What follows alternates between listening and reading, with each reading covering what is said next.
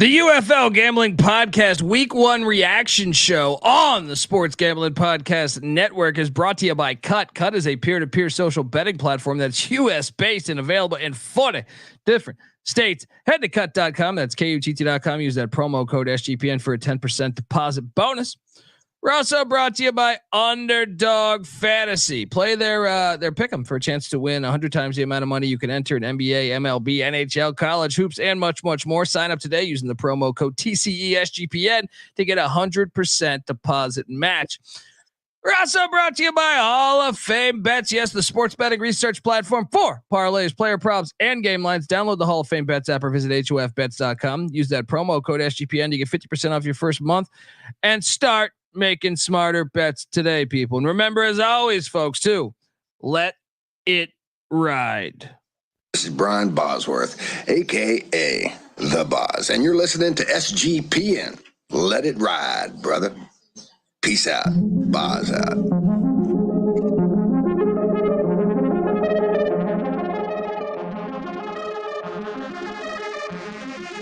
Is this or is it not the XFL? Yes, it is. Do I not currently have a pulse? Yes, I do. Let's play football. Welcome to the UFL Gambling Podcast. I know it said XFL. We're working on music. It is now the UFL. We got a week in the books, and I'm excited to talk shit. I'm excited to, I don't know if you guys know this, but, and I'm not asking my co-host here, but you can watch the show live on YouTube, youtube.com/the UFL. I went undefeated on my pick, so I got a lot of BDE Ric Flair energy. If you're wondering who the hell you're listening to, my name is Colby Swinging Database Dan, aka Pick Dundee. That's not a pick. This is a pick. He was raised in the land down under, where a man thinks on his feet, speaks with his fists, and lives by his wits.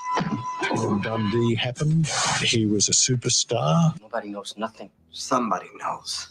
Double the price, but no one touches Dundee.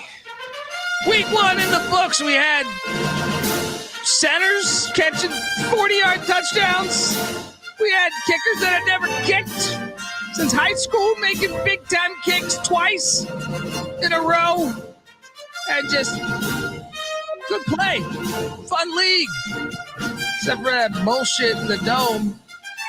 I'm joking. It was just still a good game. Sort of joking. We're going to go game by game, recapping it all. I am joined by, and folks, give us a follow on Twitter at UFL Gambling Pod. But I am joined by the host of the Bottom Line Bombs podcast, some know him as the man in the box, aka the bet detective. Give it up for CJ Sullivan. How you doing? Great first weekend of games. We all did well with our picks. I don't want to brag about of course it helped my prediction of DC's demise, but I said they're going to have a slow start, DC, and we did take the outright loss. But that fake punt, which was the play of the weekend, touchdown to the center, the bet detective was on. Bet detective sniffs out a little bit. First of all, how is he eligible? And second, no, he's eligible because he wasn't actually the center on that. No, I know they put him on the guard. Yeah. I saw that too, but something still says fishy. And then it looks like he could easily been tackled at the 5, and I think the defender let him score because you had to complete the play. I will say that I think he actually got tackled at the 1. They didn't give us a replay. Yeah. They were like, let's get this to halftime. This has to be a touchdown. We can't have this be all for nothing. It was a bit fishy, but it was great. We have to celebrate with Wade and his yellow shirt. Oh, Gramps, we dressed Gramps up, and the yellow shirt, he looked like a number 1, like world's greatest grandpa shirt out there. Well, yeah, I don't get brain, man. We are also joined by third man in the booth, the host of the Old Fashioned Football Podcast, which you should be subscribed to as well. Give it up for Justin Mark, aka J Mark. How you doing, brother? Doing good. Glad football is back. And I think what CJ really meant is we all saw that Jordan Ta'amu is exactly who I said he was, right? I mean, come on. He did not look good. He looked exactly like he did in the championship game last year. Well, they're messing with him. I bring Storman in mid-series and then bring him in there. And Ta'amu threw a pick out of spite. Fine, you're going to put me back in? Here's a pick immediately. Yeah, I mean, we'll talk about that because I don't know that it's all on him. But yeah, yeah, I know you hate him. I know you secretly hate him. It's okay. No But both your guys lost. I think the thing that jumps out to me. I mean, I hate to just go right into this. Besides going 4-0,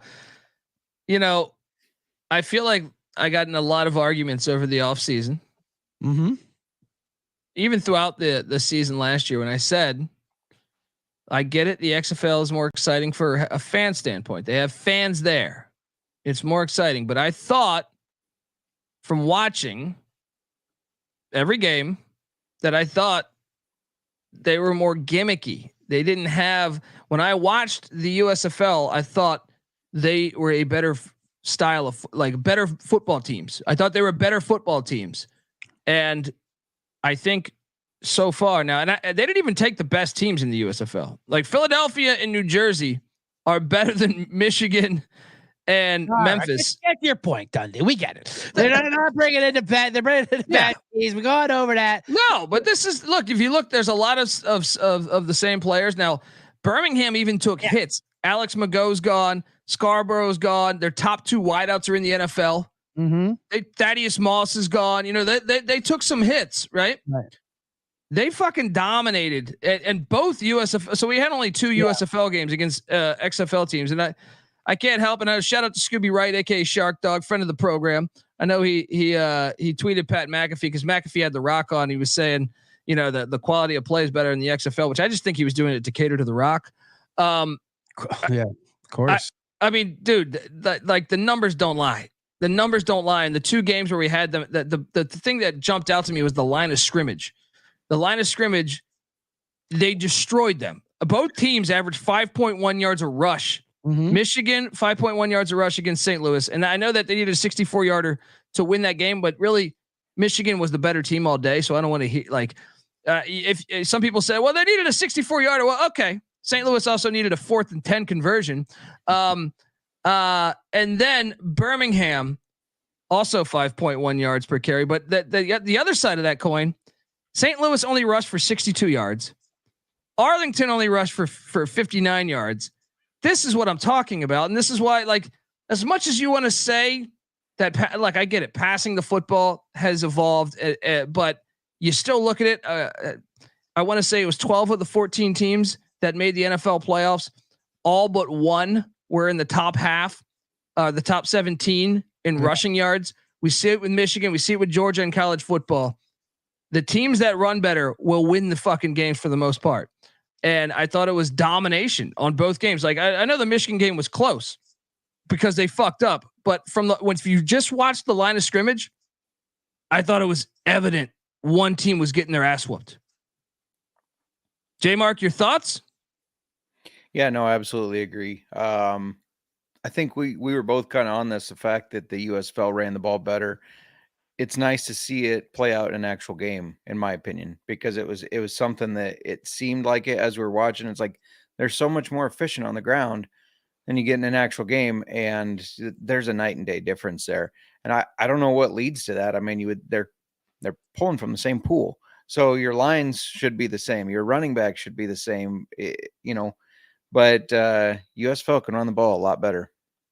I thought they just especially the Birmingham game. I mean, you look at the yardage in that game, just in general. But they had 183 yards on the ground at 5.1 yards a carry. That's some Ron Dane, Wisconsin Badger shit from you're getting 5.1 yards a carry and you're running for that many yards. Dominating performance there. And once again, that was I know that they returned a lot of their offensive line. CJ Marable's back, Ricky Person Jr.'s back. But they are breaking in brand new wideouts with the exception of Kane. Okay, Sternberger's back, but there are some guys that are new, and for them to just pick up where they left off, I think is a testament to Skip Holtz and the Stallions. They look dominant. They look far better than anyone in this fucking league, to tell you the truth. CJ, your thoughts on that game specifically? On Birmingham? Yeah. Yeah, like we said, well, besides Luis Perez looking good early on, you're right. They were too much. They're the cream of the crop, and you're right. And you're right about your overall points about the USFL teams. having a superior offensive line and just established that that's the way they built their teams. I think they did that intentionally. Well, I just feel like in general, like when I watched I wanted the XFL to succeed last year. I wanted any of these spring leagues to succeed. I just thought it was gimmicky. It was a lot more gimmicky. And when you watch the USFL, it's like, man, I think they're going to fuck them up if they were to ever play. Now, I didn't know they were going to merge, but I just thought Birmingham was way better. I took Michigan money line because I thought their physicality could be an issue, especially on the defensive side of the ball. Michigan was getting after it at St. Louis. They almost went scoreless in the first half. They got 3 points, I think, at the very end of the second quarter. But yeah, I mean, I guess let's go game by game on this. Let's start off. I will say in the defense, Birmingham is better than everyone in the USFL too. I mean, they're better than everybody. True. But I would argue, I mean, me and J Mark were talking a little bit before he jumped on, and like the Generals, who aren't even a team anymore. I thought they had the best offensive line in the UFL or the USFL last year. Listen, they're not even a team. They're not even a team anymore. What? Well, I was just going to say they took the wrong XFL teams too. I mean, I don't understand. I mean, we don't know what the books are and financials. What team? Why? Yeah, Seattle should have been in. Yeah, Seattle should have been in. I mean, whatever. It doesn't matter. But like, it is what it is. Yeah, certainly not these San Antonios and Houston teams. And hell, we were even like the Orlando for crying. Well, Houston was a USFL team. That was a USFL team. Yeah. And they to me, they took the worst one, but let's just go one by one here. Stallions 27, Renegades 14. The Renegades got out to an early lead. But Matt Corral and even Adrian Martinez was able to run the ball pretty successfully. 3 rushes, 52 yards. You know, that's the one thing that jumped out I know Bo Scarborough didn't play much last year. The year before was when he was super dominant. But as the game went on, Marable and Person Jr. became more of a factor. Early on, they were doing a decent job bottling up those guys. Maybe it has something to do with some of the new personnel. I'm not sure, but it seemed like by the third quarter, they were getting substantial plays left and right for positive yards, especially like even in the short passing game. And Matt Corral is going to be a stud in this league. Like, come on, right before the half, that throw. That changed the game. That did change the game. I mean, he's a very good quarterback for these. Like with Skip Holtz. Skip Holtz is very good at keeping it very vanilla. I've mentioned this a few times on the show, but I really think like Corral and Holtz is going to work out.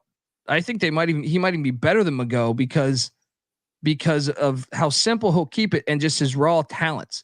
His raw talents. He's probably more athletic than Mago. Mago's actually pretty athletic, but I don't know. I just feel like watch out, because if we thought last year's team was good, which I think this team has the potential to be even better, even though I think they're a little worse at wideout. I think they're a little worse at wideout than a year ago. They lost both their wideouts a year ago to the NFL. Austin Watkins, who's on the Eagles, and Davion Davis, who's on the Redskins. So, that I think is something to monitor throughout the season. But the defense, Scooby Wright was out there making plays. Defensive line looked good. Secondary looked pretty good. I just thought they were the much better team. Just watching the game early on, they were able to get him. I think they had a busted coverage on the Perez deep ball, but besides that, I think it was pretty evident that they were just much better. Your thoughts on the game, CJ? Well, I was just going to say, first of all, let's not slander Perez here, and that's J Mark's job anyway. Busted coverage, as we said last year, that's part of this league. I mean, busted coverage is part of the territory. Just like red zone turnovers, you get mad at that. No, that's going to come with the territory. You got to know that coming in. You're going to get that, so you can't really. I mean, not that you have to handicap it in, but you can't create your own narrative of what you think is going to happen, especially in this league, because it's a lot of stuff's going to be sloppy. And it was the first game of the season, but yeah, for clear, it was domination.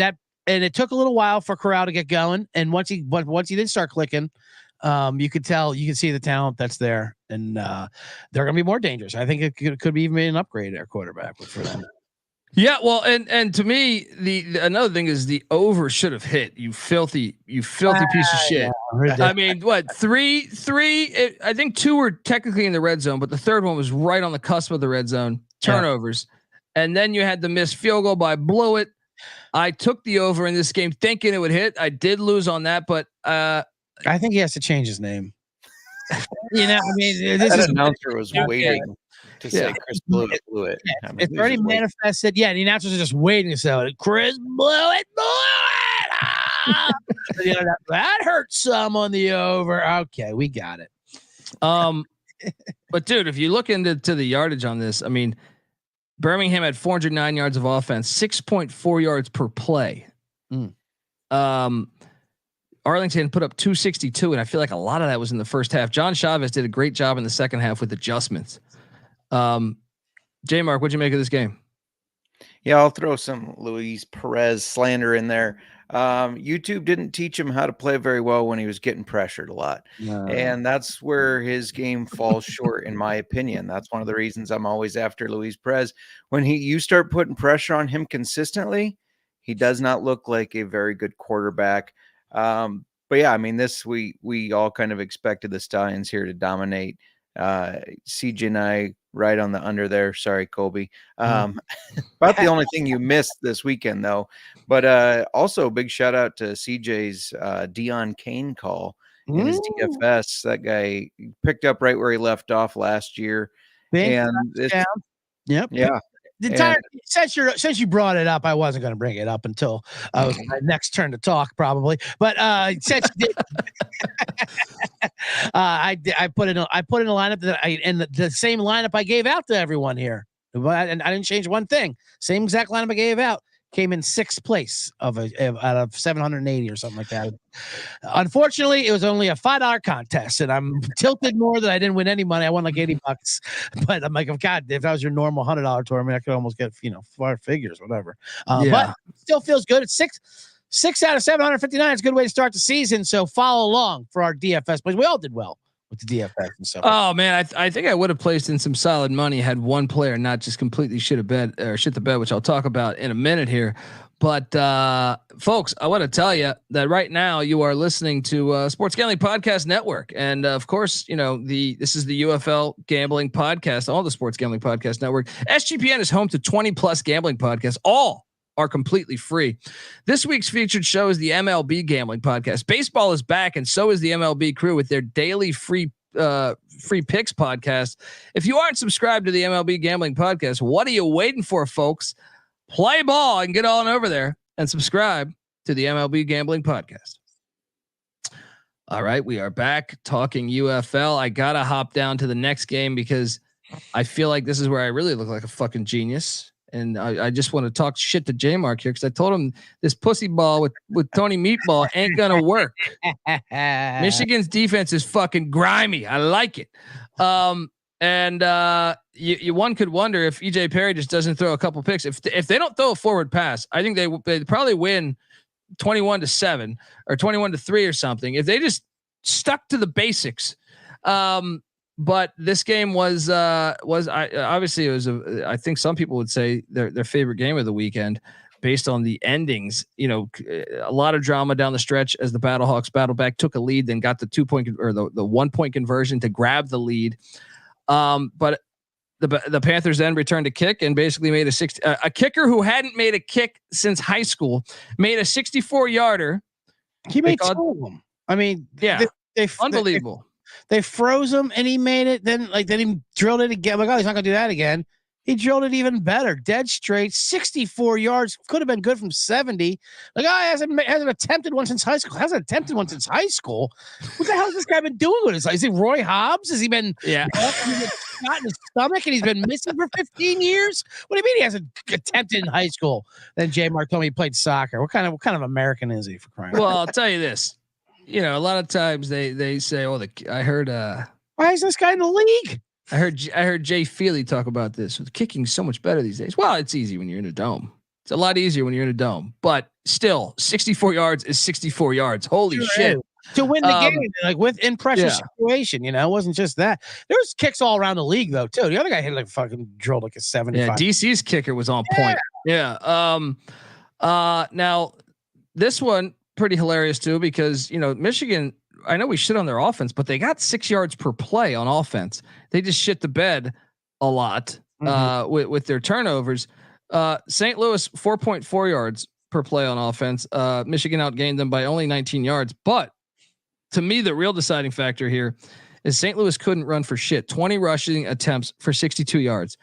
Look at Michigan. They had 22 rushing attempts for 112 yards, 5.1 yards of rush, as I alluded to earlier. They were the more physical football team. And that's why they like, I couldn't believe they almost lost this game, because I think if you just watch the line of scrimmage, I know I was texting you guys. I was like, oh, Michigan's fucking them up on the line of scrimmage. Like, they're fucking them up on the line of scrimmage. McCarron's has got talent. McCarron had a deep ball that should have been 6. Yeah. Should have been 6 early in that game that he missed. But besides that play, I would say Michigan's defense, Nakua, as I know, J Mark had texted us saying, man, he's a dog. Michigan got after it. And I think that they're, and what's crazy is they did this without, remember Corbin was a good running back for them last year. They didn't even have Corbin on this year's, roster. He retired. Hey, Panthers 1-0, Mike Nolan. J Mark, your thoughts? Well, I think I don't know if they can sustain that success. I do think their defense super impressive. Their run game super impressive. I thought EJ Perry sucked. He's looked like a backyard ball kind of guy, right? Yeah. Staring down your receivers. His only good times was when he was running around like a chicken with his head cut off. But more disappointing was just how the Battlehawks showed out. I mean, they should have had the better receiving crew, and they moved the ball in the air all right, but in just that run game, it was terrible. I mean, you got Wayne Train Gallman, who an NFL talent, who just, he couldn't get anything going. So maybe they need to look for some fresher legs than him. Yeah. Tony Meatball too. I thought a couple times maybe should have went for it a couple times. There's some questionable in-game management there. The play calling in the red zone was terrible. Yeah. It was terrible. You can't run the ball on him. So on 3rd and 4th down, let's run the ball. What are you doing? CJ, what'd you make of this one? There was a couple, and you're right. And I do think Michigan did deserve to win. I like that. Their defense was impressive, and I knew they were a good defense. Perry was bad, although he gave me 20 fantasy points. He was my fantasy starting quarterback. You walked that fine line. And if that freak interception in the end zone doesn't happen, I might be in first place here. Not talking about a 6th place roster. I'll tell you that. That's true. Wade Gallman in there. But you're right. Well, hey, Tony Meatball did what Tony Meatball's. He's my Luis Perez. I've been calling him from day one. That's exactly what Tony Meatball does. Right? That is not a shocker to me that Tony Meatball has a pick like that. But and Marcel Aitman with the touchdown, he was also my to be considered list. So I put on the DFS who had the touchdown. I thought St. Louis was going to luck box their way into a win like they do at the beginning of the season. They're a team that picks up steam as they go along as well, though. And AJ McCarron's kids got to see him lose on the road at Simon in the Ford Field. And to me, like you never want to see your quarterback averaging just 5 yards of completion.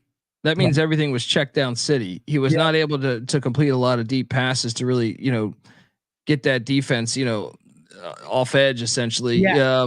And I will say I joined J Mark. This was my only loss. I did have the Battlehawks as I thought. And when AJ missed that deep connection early on, I felt good. I was like, oh, well, this should be there all day. You know what I mean? And then after that, Panthers locked up, and he didn't even attempt anything downfield. It seemed like.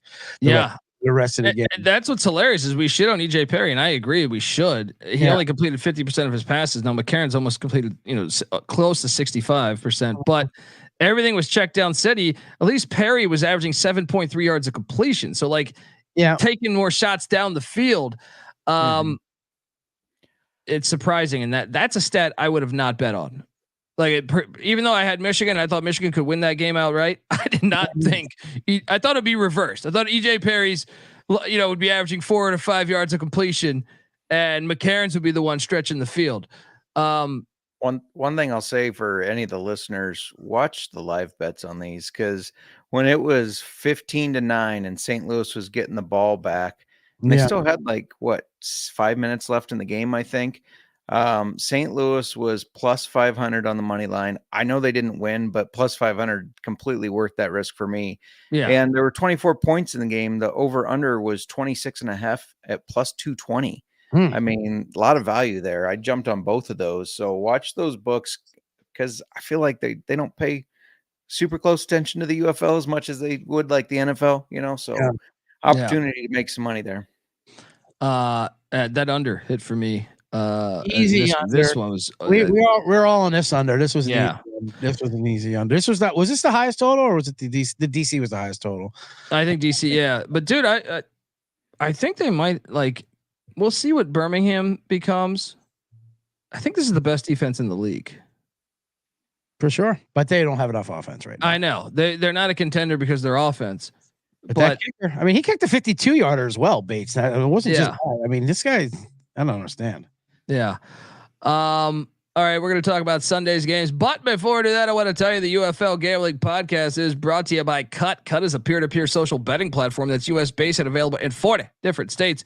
P2P social betting is a new and better way to bet. Bet directly against your friends or other users of sports, politics, pop culture, and other events with verifiable outcomes, plus a ton of fun social features that give it a feel of a betting social network, so to speak. And Cut offers lower VIG and fully customizable odds. You can create your own bets. And Cut handles the payment side of things, so you never have to chase anyone down for dollars. Download the Cut app today, or go to cut.com. That's KUTT.com. Use that promo code SGPN for a 10% deposit bonus. We're also brought to you by Underdog Fantasy. Underdog Fantasy is the easiest place to play fantasy sports. It's also the fastest growing fantasy app in the industry. Pick whether your favorite player will have a higher or lower stat total in this week's game for a chance to win big. I know right now it's a Monday, so we got the women's NCAA tournament going on. Caitlin Clark, CJ likes the higher than 9.5 assist. J Mark, you're in the state of Iowa. Do you agree that higher would be the play there? Oh yeah, take higher on everything she does. Exactly. She's definitely going to run for governor at some point in her life of Iowa. I like mixing that with Milk Chamberlain, the Indiana State star center, who's playing tomorrow in the NIT over, 16.5, or I'm sorry, higher than 16.5 points per game, or points in the game. You can win up to 100 times the amount of money you enter in a single night with Underdog Fantasy. And look, all you got to do is pick between 2 and 5 players to build a pick'em entry. With each player you add, your odds go up. So sign up today with the promo code TCESGPN to get your first deposit doubled up to $100, as well as an instant pickup special. Visit UnderdogFantasy.com. Find them in the App Store. Don't forget to register with the promo code TCESGPN to get your first deposit doubled up to $100, as well as an instant pick'em special. All right, we are back on the UFL Gambling Podcast. Shout out to the chat. Shout out to the 161 people watching along. Hit that like, hit that subscribe button. Overall, I really thought the games were pretty decent. Now, I thought Saturday's games were better than Sundays. I don't know if you guys, like, just from a viewing standpoint, I thought they had a little more bang to them. But one of the things, so we had the Brahmas take down the Defenders 27-12. I was on the Brahmas. This game, I thought the over would hit in this game. It did not, but the Brahmas got it done. And really the thing that jumped out to me, I had to go back and really take a look. You know, this DC Defenders team is kind of like a brand new offense. There's not many players that were on the team from a year ago. And I am a huge skeptic of DC moving forward because I thought the offensive line was horrible. I thought, this just does not look like, besides Jordan Tamu, the coaching and DJ Swearinger, there's not many guys that were on this roster from a year ago. It's not like Birmingham, which makes me a huge skeptic because now, granted, unfortunate situation. If you really dive into the numbers, from a yardage standpoint, I thought Greg Williams made great adjustments in the second half. They really shut down this offense in the second half. However, it was a pretty even game. The score is a little bit misleading from a yardage standpoint, but San Antonio was the better team. Make no mistake. J Mark, your thoughts on this one? Yeah. Chase Garbers shocked the hell out of me that he did so well. But part of that, I think, is that AJ offense. We saw last year his offense, they started fast the first 3 or 4 games. I don't know if that's going to remain consistent. I don't know if they can stay this good because if you watch a lot of their plays, they're very similar. If you cover the running back or that first read, which is usually the slot guy like Jonte Kirkland, you can probably slow this offense down. So I think they're going to have to mix it up to become a little bit less predictable there. I kept watching it and it's like, oh, didn't hand it off. He's throwing to this guy. And then he would. It's very predictable. And then, Tamu, 25 for 45, 1 interception, second worst quarterback rating. Some of that was the O line, though. I know you like to shit on, but the O line was like, I thought last year, and I'd be curious, and I thought DC kind of had the best of O line last year. That did not look like the case to me. Yeah, watching this game, they missed Abram Smith.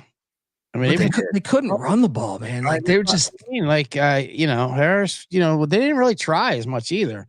But when Abram Smith, he would get 20 carries. He was a real bell cow, and with they just didn't. Harris 13 rushes for 44 yards. Free 13 rushes. Yeah, I mean, free Puka. How many? He does the kick return. He had 1 run rush for 9 yards. How long are we going to sit on this phenom, for crying out loud? Let the lawnmower man loose. Hold on. Which mowing off his toes. Get the lawn. Let's let Puka loose, for crying out loud. What are we doing, Barlow? Punting from the 50 on his first drive. Talk about kicking coaching decisions, by the way. What was that? That was a 4th and 5, though, right? Or what was that? 4th and 1, my friend. Oh yeah. He did it again. Then I think with no, they might have got bailed out because of a penalty. With the new razor. Now, this, by the way, this game alone. Now, it wasn't much closer game than the score show, but the right team did win. Yes. But it did turn with that whole Spitgate situation down there. Yeah. What is that? That was insane. First of all, it's like the water bottle all over again. I know. And the spit is such a crime. And it's such a, it's got like fucking it's got like history to it. It's got racial overtones where people are strung up and thrown out of the league if you do it. That is like the least thing that's happening with these people going, smashing on each other, and so all kinds of fluids being exchanged. But oh God, he spit on me. That's it. 50-yard penalty on extra point. And while we're at it, let's review if there was a false start. Hey, Dino Blandino, can you review that? No, you can't. Well, I thought we got rid of him when I saw on Saturday. I was like, oh, Mike Ferreira. Okay, we're good. We're good. Yeah, Mike Ferreira. Dino Blandino's his whole center up there. This is a good time to remind any new fans here of the UFL. Dino Blandino was never a referee at any levels. He was a former comic in New York who just fucking swindled his way to a TV job. And all of a sudden, he's the expert up there. He's got his whole team, and it's a Dean show we got to be a part of, and he's wrong. Well, what did he say last year again? We got to watch it at game speed. We got to watch it at game speed. I'm like, what are you talking about? Replay's point is to not watch it at game speed. Yeah, you fucking asshole. The TVs can't have an advantage over the humans. So how about the 5 minutes he spent reviewing the one false start that was a false start? It's like, it's obvious after the first. Okay, it's obvious. Why? Oh man.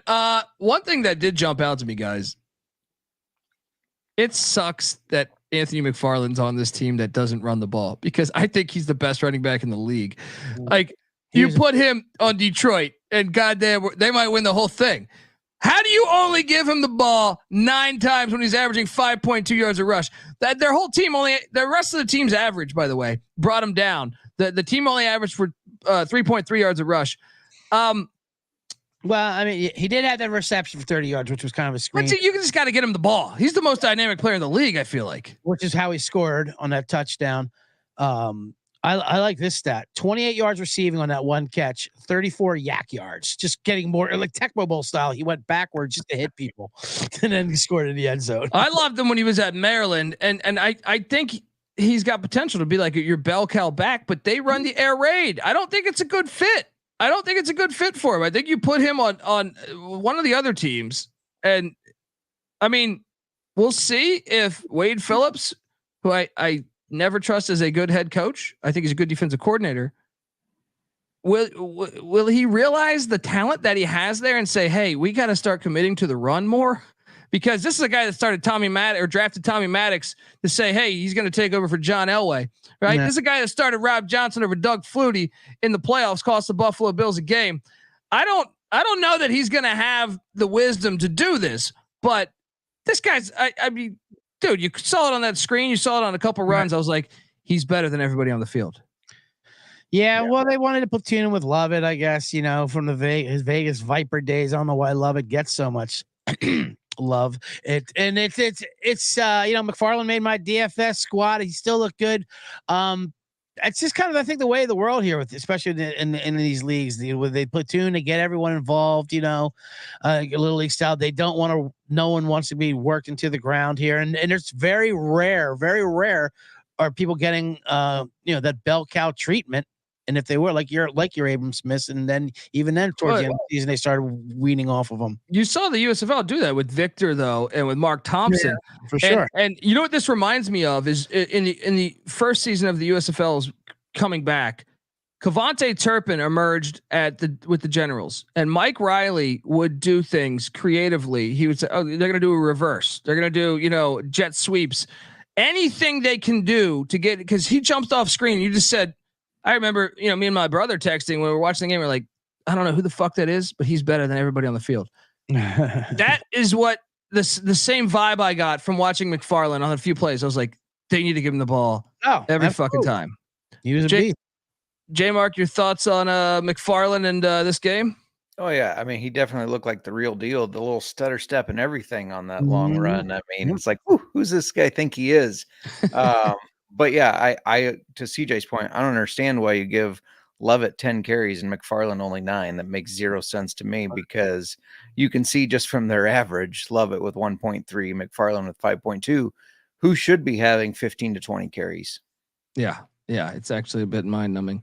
I thought the Greg Williams defensive adjustments were very key. If it wasn't for that interception, they basically put the kibosh on the Brahmas offense in the second half. If they play again, I think that could be a concerning thing. Is like, it seems like he figured them out. It was just too late. You also had that trick play where the guy's down at in my opinion, like, it seemed like he got tackled at the 1 yard line. And it seemed like he waited to tackle him. I don't know. He seemed he could have easily just jumped on his legs right to 5. And I mean, I don't know. The bet detective sniffed something. And I was, and I was on the Brahmas, but I didn't, it was just. And they had their problems in short yardage situations too. So it would have made it very interesting. Oh, and there was 2 seconds. The clock was about to run out too. It was 2 seconds. Yeah. More than interesting. And they didn't show it. My biggest thing is they didn't show us the side replay. And I'm like, every other play, they're showing us the side replay. I'm pretty certain when I saw it in real time, I thought he was down at the 1. But UFL week 1 debut doesn't look as good if the guy gets down at the 2 or the 1. That looks much better as a touchdown. Absolutely. The play of the weekend. They already had the thick 6 graphic ready to come up. You know what I mean? Like they were going to stop now. I think you're onto something here. And then the finale, we all locked this one up. I did hit my lock and my dog. This one. Okay. I know I said a bunch of good things about the USFL. However, I'm very concerned about both these teams, but specifically Houston. I power ranked them in the preseason as my 8th ranked team. All right. They are still going to be the 8th ranked team, because watching them now, the defense might have a few playmakers, but this offense can't block for shit. Guantanamo Bay. I almost felt sorry. He was holding on to the ball a little too long also, but they couldn't run the ball. I know Mark Thompson didn't play, Pledger played, but still, I don't know that they're going to have success running the ball. I kind of like a couple of the guys on their defense side of the ball. Ruben Foster obviously was big. Toby Johnson also, former general that played well. I feel like the score is deceiving in this game too, because I feel like Memphis owned this game. I mean, Houston only had 174 yards of offense. Memphis, I'm concerned though, for a team that's this talented, their run blocking was awful. 1.8 yards a rush. The reason why I didn't cash anything on my DFS lineup was because Darius Victor didn't do diddly poo, to quote Jim Mora there. Dude, I mean, if it wasn't for Carnell Lake's defense, I was surprised that Memphis struggled this much. Vinny Papale with a great touchdown in this game, but I tell you, he did do something. Vinny Papale Jr. from Delaware. He had top of the toe. Case Cookus, though, I mean, to go back to our McCarrons, Cookus is fine. He's still only 5 yards of completion, though, man. I know, he threw the ball 40 times. Who the fuck is this team? I was surprised they threw the ball that much, but at the same time, it was an ugly game. With Darius Victor and Titus Swin, 14 rushes, 3 yards. Cookus and Davis, the wideout, got all their rushing yards for them. They only had 34 yards rushing. I am very fucking concerned. I still think they're, if they can fix that, they could be very good. But that's a red flag right now for me. And I'm surprised they threw the ball that much. J Mark, your thoughts on this game? Yeah. I didn't think Cookus looked that great last year. I said I didn't think he looked as good as he did year one. But he was coming off an injury, remember? He was coming off. Yeah. Yeah. I didn't think he looked that great in this game. I agree. The running, especially when you have Darius Victor, I know he's getting up in age as far as running backs go, but this dude's a bowling ball. And when he carries the ball 10 times for 3 yards, he can fall farther than that normally. So that's how bad your run blocking is. But I agree. If they can clean that up some, I'm really curious. Between week 1 and week 2, we saw a lot of transactions last year. A lot of guys cut, a lot of the reserve guys picked back up. I'm curious to see if we see that again this year. And for Memphis, if I'm Memphis, you're looking at the guys that you had in camp on the O-line and say, somebody can block better than this, right? Yeah. I mean, you got it. To me, I power ranked them at number 2 in the preseason. Yeah, no. I don't know that I can have them number 2 until I see that figured out. But I mean, it is just one game, and maybe, and you know what it could be too is Houston might just be that good on the defensive side of the ball. Like there were plays where Houston's defense was looking really fucking good. It was either that or Memphis's offense was that bad. Obviously Reuben Foster was an animal in that game. But this was, I thought for a second, I was like, man, if they backdoor this bullshit, because Memphis dominated this game. They dominated this game. But yeah, CJ, your thoughts on this one? They did. And I relearned real quick. Not this game, but maybe it was just the defender game. Yeah. Defender Browns game. How open that back door is in this league. Like I forgot about the onside, the extra points. Like, oh yeah, no, you're up 15 means absolutely nothing. That's just a standard drive down the field. So the back door was definitely open. But listen, Memphis was all of our locks. It felt like it was in control the entire game. I mean, they dominated the time of possession. It almost seemed like they weren't even afraid of Houston doing anything. So I don't know if they didn't open it up, but either way, it was kind of just a dull game way to end this weekend out. The right team won, but yeah, also there's some red flags going up for this Memphis team. That's for sure. I'm not too overall confident with them. I mean, those are ugly numbers. Like you were saying, like J Mark was saying about Victor, 10 rushes for 3 yards. I mean, that should never happen. I know he did have 5 catches and they targeted him that way and he had like 30, 40 yards that way. They utilized him there, but like he should not have less than 50 yards ever rushing the ball. I thought they'd be a little more balanced. Yeah. I thought they'd be, especially they have 3 good running backs, in my opinion. I thought they'd be more balanced. They got the win. They survive. We're gonna do our power rankings and get out of here. But I was curious. So next week on Saturday we got Brahmas at the Showboats, followed by Renegades at the Battlehawks. Then you have the Stallions at Ford Field taking on the Panthers, and then the Roughnecks at the Defenders. Which game is the game you want to see most out of those 4? Is it Renegades, Battlehawks? Because one of those teams are going to be 0-2. I don't think I was looking at the schedule. I don't think Renegades get a win until week 4 or 5 when they play Houston. I don't mean to jump ahead of him, but for me, it's Stallions Panthers. You have that offense against that defense. I'm excited to see how that pans out and to see if the Panthers can get just a little bit more going on offense to complement that strong defense. Well, that's the thing. They had their quarterback retire, right? Their starting quarterback retired.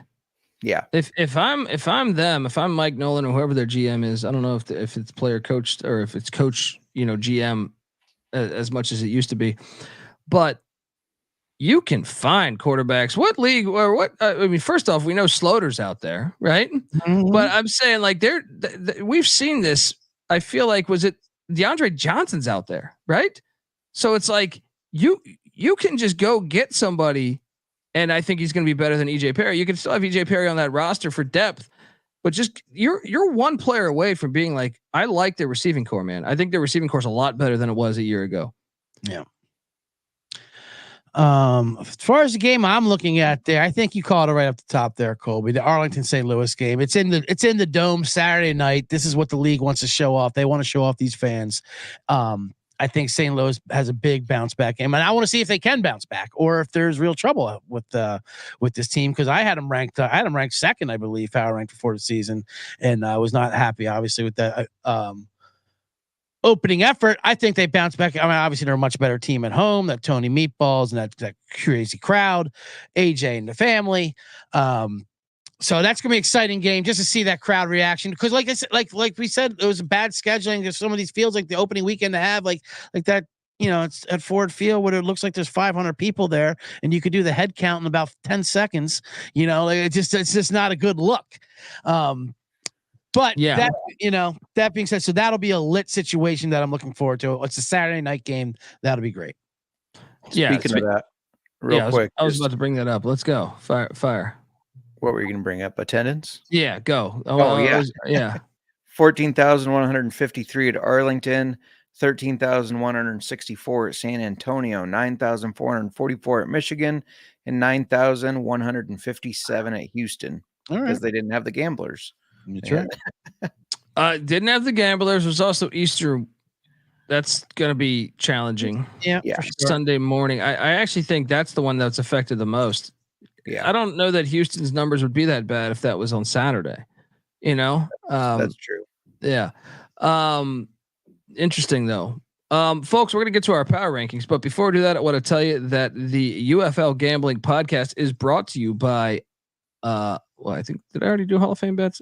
Hall of Fame bets. Win bigger by betting smarter this NBA season with Hall of Fame bets, a sports betting analytics platform for parlays, player props, and game lines. Research every NBA and soccer bet with historical stats and data.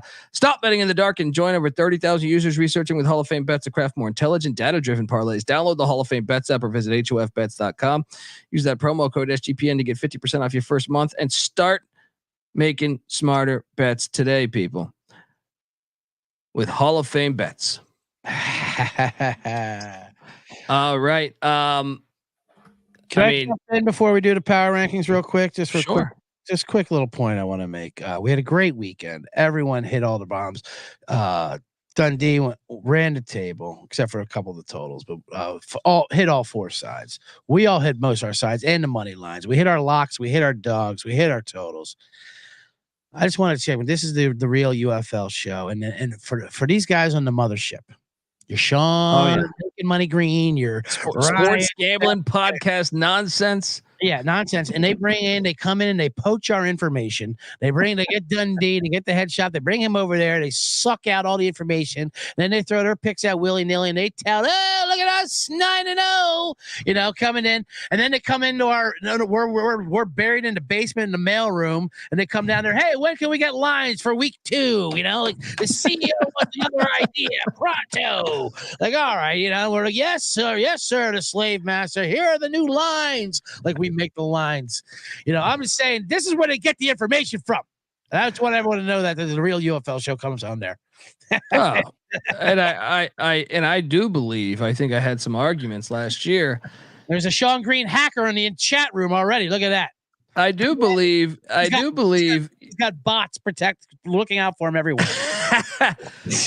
I tried to make this point. Now I know it's only 1 week. But I'm saying, I tried to say, like, no, man, one style of football is way better than the style. And we'll see. Do you think can the Stallions run the table, CJ? I mean, they're definitely the cream of the crop, but can they? Yes. Will they? No. Just like we said, the loss has come out very similar last year with DC. We knew that when they lost to the worst team in the league in Orlando. A game that we actually were on. So that's just the way it goes. But yeah, I mean, can they? Of course. Are they better than everyone? Yes. Will they run the table? No, because I do think this league's competitive enough where it'll be tough week in, week out to do it. It'll be caught on the road. And shout out to Sean Green. Of course. Oh man, that 9-0 is 9-0, but yeah, that over the game. Don't get me started. What three turnovers inside the 30-yard line, a missed field goal by Blewett. I was on the right side. That is a bad beat there. Now, I even say San Antonio was a bad beat, man. At halftime, you were looking great. Greg Williams over there, fucking ace, getting it done. Anyway, power rankings. Should we go worst to first or first to worst? I do like I like Sean coming in here just to get some blood in the show, get some blood like we got Toby fired up, and that'll create attention. He doesn't realize how many people we've been yelling at all day with the back-to-back shows. I don't think you guys realize how many people I've argued with on Twitter over the past year. They're like, these teams are not far off, and I'm like, shut the fuck up, man. I'm like, I don't know what you watch. I don't know how you watch a football game, but there are telltale signs of of why this team is so good. And when you watch like certain XFL teams, you're like, they're kind of playing pussy ball here, but it's working. They're winning. But when you put to play a really good team, which there's none in that league, you're gonna get fucked up. Anyway, power rank 8th. It pains me to say this because I just propped up the USFL, but the Houston. I love how they have an XFL name though, so we can blame it on the XFL. I don't know how you have Houston not 8th. The defense looks all right, but the offense, I got to put them at 8th. Yeah. I mean, sadly, there's an argument for DC the way they played it, but just with the result wise. But no, I go Houston 8th. They're just terrible. Same. Yeah. I think that's probably they're 1 and 8. I think we're all gonna have. We have figured out. Yeah. At 7 to me is St. Louis. I mean, reasonable. I don't think they're. I don't have any faith. I can't go that far, but go ahead. I'm willing to listen. I love it. Okay. Well, let's listen. Yeah. Because I saw Greg Williams. Yeah. Shut down that offense in the second half. That was encouraging to me. Right. Now I still have a lot of concerns about DC on the offensive side of the ball, but at least I can count on Barlow and Williams to make adjustments. We saw it. I can't count on that from Tony Meatball, right? Their offense and their home crowd, maybe there's something there, but I'm not impressed. I think they're a pussy team personally. I'll put them at 7th. Yeah, I was kidding about DC, although I have DC around mid pack. I got to put Arlington 7th. I mean, come on. They like you said, like J Mark said, as much as I'd like to troll with Perez, once he gets pressure on him, I mean, they know they had a tough quality opponent there, but they're up early, and then they had nothing for a team that was up early. They had nothing, and it seemed like that should have been more of a blowout than what it was for a team that jumped out to an early lead. I thought Arlington actually had more red flags than anyone, as far as who put up a reasonable effort that no one's really talking about, kind of under the radar. Yeah. So we'll see with Arlington, St. Louis this week, buddy. But J Mark, who's your 7th ranked team? I'll do it. I'll put DC down there. They didn't have an offense without Abram Smith. Tamu couldn't overcome the pressure and the mistakes. The offensive line sucks. I know the defensive coach is good. I still have questions about their defensive talent. So yeah, I got them at 7 there. All right. At number 6, I think this is where you get. I got DC right now at number 6. Mm-hmm. I still don't have him there just because of respect from Reggie Barlow. I do think that is a huge element there. Like, I think they could quickly jump to 3 because I do think they're probably, dude, that guy coached in the MEAC and D2 and shit. Like, you have to make adjustments nonstop at that. So I do think, if there's a team that I could be off on the most, I think it's DC. Yeah, but I think that their offensive line looked really bad, but we knew there was going to be a big transition. They lost all the receivers. They lost Abram Smith. They have enough in the bank. At least Barlow does. At least for me, where I'll give him time to figure things out. Where I'm not going to say like they have no hope. Like for some teams, I don't look like my 6th team is a team that won. I'm putting. I'm putting Memphis down there. Well, I was less impressed with them, as a winner than I am then with either Arlington or DC. To be honest, well, the only reason why I have them ranked above is because they actually did get the win. But I thought Memphis's defense looked pretty nasty, though. Yeah, sure they did. They were playing fucking Houston. But still, I mean, you can't take that away from them. They still look, you know what I mean? Oh, I can take it away from them, and I will make it. And he will. Yeah.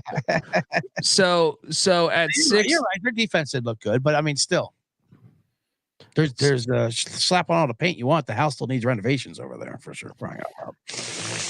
So he's got Memphis at 6. Yep. J Mark, who you got at 6? Renegades. I guess you guys could just say I'm hating on the quarterbacks I don't like in Tamu and Perez by sticking him at the bottom, but he's just Perez is a guy that if you can figure out how to pressure him, I don't think he can win games. But they're not bottom of the pack. Their defense is still pretty solid, and the run game was okay. I think the run game can improve. Yeah, that's my number 5 team is Arlington. I still think this roster is better than a lot of other rosters, including a couple ahead of them. Yeah. And they played Birmingham. I think we might be overreacting. Birmingham, I think, is just way better than everyone in the league. But based on one week sample size here, I think for me at 5th, I still trust that roster though. I still trust that roster, and I think it's better than. Like I trust the physicality better than I do say St. Louis. St. Louis, where I worry now. The only thing is St. Louis has that home crowd, but I just think they're a little bit better of a football team than St. Louis. Take it for what it is. One weekend. Who you got, CJ, at 5th? We're at 5th. I believe I do have St. Louis at this point. I've already ranked Arlington. I've already ranked Houston. I've already ranked them, and I've already ranked Memphis. So, yeah, give me St. Louis at 5. Another team that I still give them. They have enough in the bank as well where they can right the ship once they get home. They're a completely different team. There was a tough fought, ugly battle versus Michigan. And which team I still think is probably better on. I think if Michigan plays at St. Louis, it's a different result. But for now, it is what it is. I'll put St. Louis at 5. There we go. J Mark, what are you doing? Yeah, I got the Battlehawks at 5 as well. I don't think we're gonna really know who this team is until week 3, because I think next week they go home and they're gonna look really good.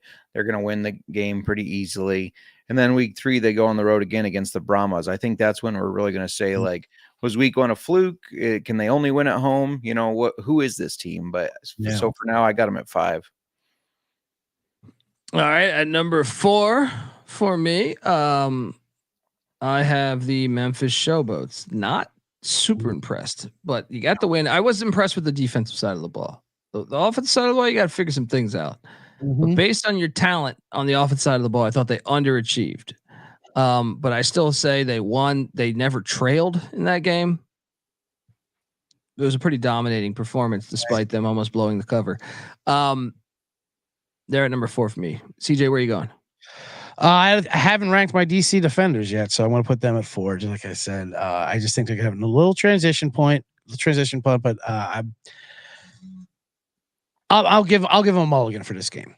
And I think like if there wasn't that spit gate, I think this is a lot closer game than it appeared to be. So and when you throw in the kick, yeah, the kick and in the or the punt pass shit, you know what I mean? Punt pass, the spitting, the respitting, the false starting, the Dino Blandino. Just get rid of all that nonsense. Let DC Jordan. Jordan was the MVP last year, for crying out loud. You're talking about. I know J Mark. That's who he is. The fucking picks, but he also has a lot of good in him too that he did all year long last year as he led them to a 9-1 team. He gets a little bit. I'll let him bounce back as he's learning his new receiver. So, DC Defenders, Beer Snake 4. Let's go. Who you got at 4, J Mark? So I struggled on who to put at 3 and 4 here because they were kind of tied. I just couldn't put a team that's led by EJ Perry over the Cooketh and Darius Victor team. So I got the Panthers here. I realize they have an excellent defense.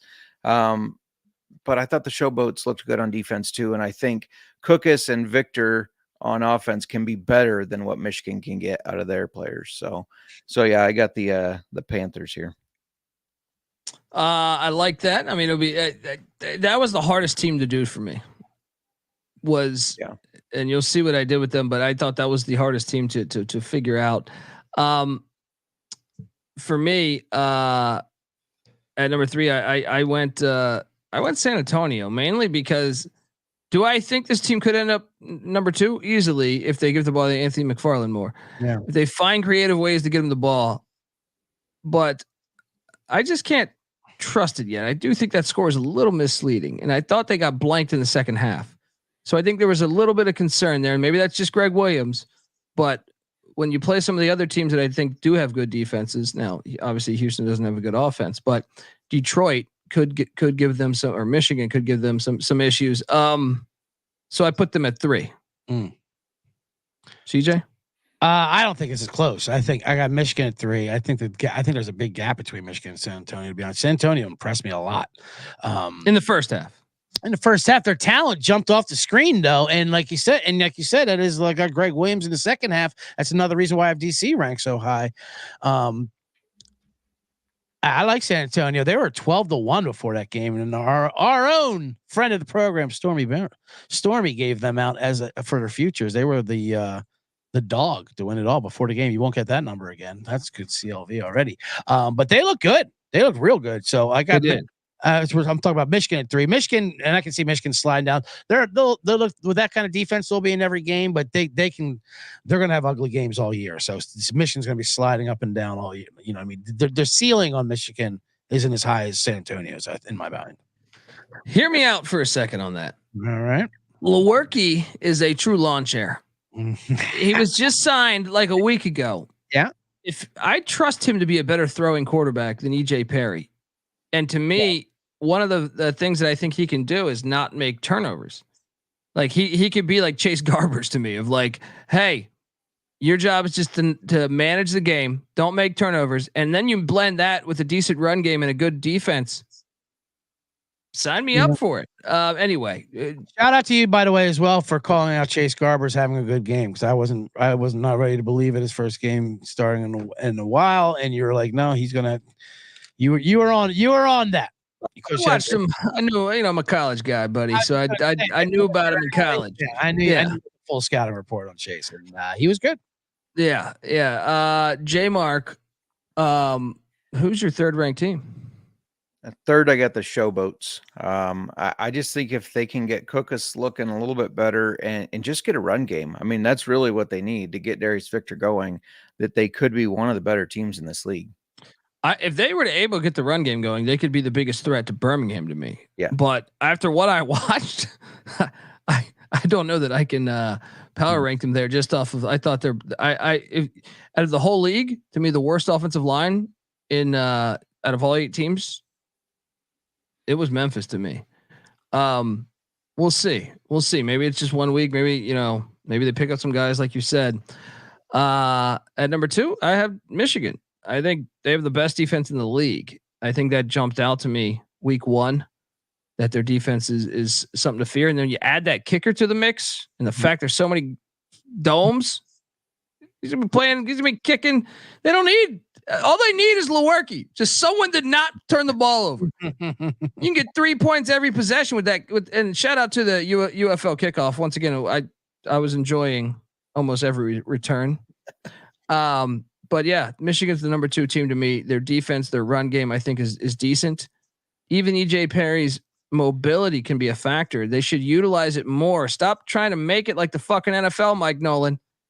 Take his skill set and maximize his skill set. Said they got him dropping back like he's fucking Broadway Joe. How did they not know he was going to run into any big play they needed? It was quarterback draw. Like anytime. That's what I'm saying. But they should do more creative shit. QB powers, you know what I mean? Option read stuff. They should do more that utilize, know who the fuck he is. You know what I mean? He's not the type of guy to throw 40 times a game or whatever. I know he didn't throw 40 times a game, but that's not, he's just not a drop back quarterback. QB powers. Yeah, QB powers, man. Back, I love it. Get it go. Hey, Cam Newton, they did that shit all the time with Cam Newton. Absolutely. You know, what are you doing here? Number 2. I pretty much already tipped it off. I got the Brahmas as my 2, and we all Birmingham number 1. Like I said, their talent jumped off the court. You're right. Second half not as good, but I think that was more Greg Williams. So I like San Antonio. J Mark, I got them at 2 as well. Honestly, I don't expect them to stay there. Just because we saw this last year with AJ Smith. His offense looked great. He was making Long John Silver's look good, right? And Chase Garbers did look really good. I just don't know if it's going to be continued success. But for now, they look the part, and we'll see if they can stay there. So I got them at 2 for now. If they utilize McFarland, they could be a real threat to Birmingham too. I mean, he looked like the best player in the league. Yeah, I agree. Skill player, at least. But do I count on Wade? Do we have faith in Wade Phillips to take advantage of his talents? I don't know. 1 is Birmingham. We all have Birmingham. There's a chance that I think you could put Birmingham against the Washington Redskins. They could win. Let's go. How big is that gap between 1 and 2? It's big for me. Yeah. You can get one of J Mark's RVs in that gap. Park that, no problem. But you know what it is, man? As I was going through, I think they have more continuity than almost any team. I think that's true. I think 4 out of the 5 offensive linemen were with them last year. Sternberger was with them last year. Both two of their backs, Marable and Person Jr. Jamar Smith's still on that roster to help the other quarterbacks. The secondary, I feel like Tillery and Burns have been on that team for a while. Scooby Wright and the other linebacker, Elijah Sullivan. They just have guys that have been there. I think that their defensive tackle too. His name's Tillman. I think he's been there a couple years. So I think that might be some of it, but also I think the coaching aspect. Yeah. Anyway, we'll be back Thursday. We think. Yep. We'll be back when we get lines. Whenever we whip them up in the dungeon slave mailroom for the mothership. Folks, get on over to YouTube. Well, first get on over to Twitter and give us a follow at UFL Gambling Pod. And I believe that's the same on YouTube, correct, J Mark? That's correct. YouTube.com/ at UFL Gambling Pod. Yeah, so I fucked that up in the beginning. My apologies. Hit that like, hit that subscribe, and shout out to Simon who says, "Good show, guys. Come back when you get lines. We will." Yeah. Until next time, folks. This is the UFL Gambling Podcast. You better start thinking about yours. And we out of here. Run and shoot. We can really run and shoot.